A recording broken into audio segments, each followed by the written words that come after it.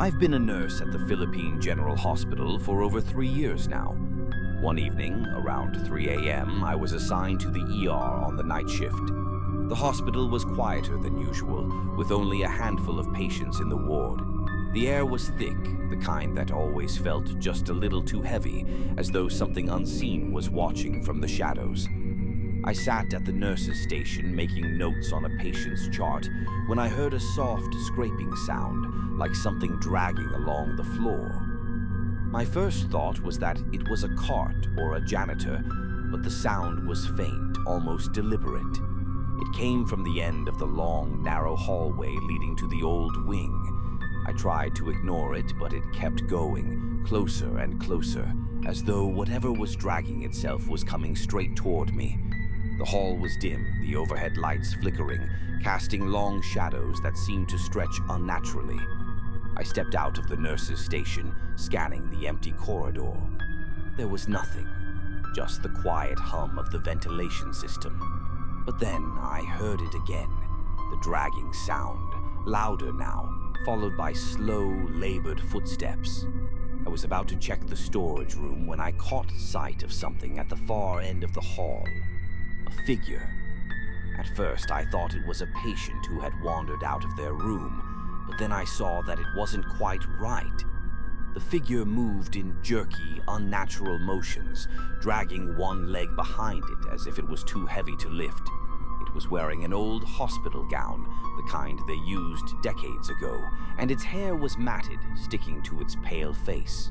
The figure was slowly coming closer, and the dragging sound grew louder with each step. I froze. My mouth went dry. My heart hammered in my chest. The figure stopped in front of the nurse's station, and that's when I saw her eyes, or rather, the absence of them.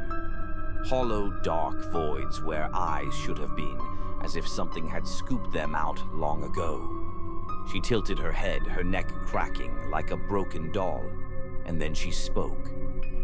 "Help me," she whispered, her voice ragged and dry, like it hadn't been used in years. I couldn't move. I couldn't speak. The temperature dropped, and I felt the hairs on my arms stand up.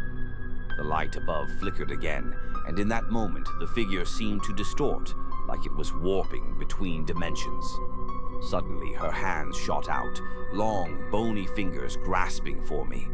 I backed up, stumbling away, but she kept coming, dragging that leg behind her with a sickening sound that made my stomach churn.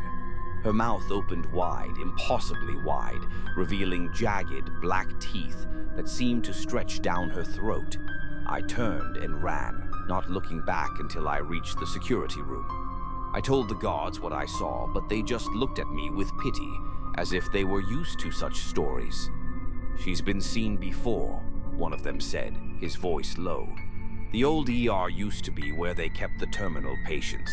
Some of them never really left." I found out later that the hospital has been built on land that used to house a former medical facility, one that was shut down decades ago after rumors of poor treatment, malpractice, and a string of mysterious deaths. I don't know if what I saw was a ghost or something worse, but I do know this. I've never walked down that hallway alone again. And sometimes, when the wind blows just right, I swear I can still hear the dragging sound echoing through the empty halls of PGH.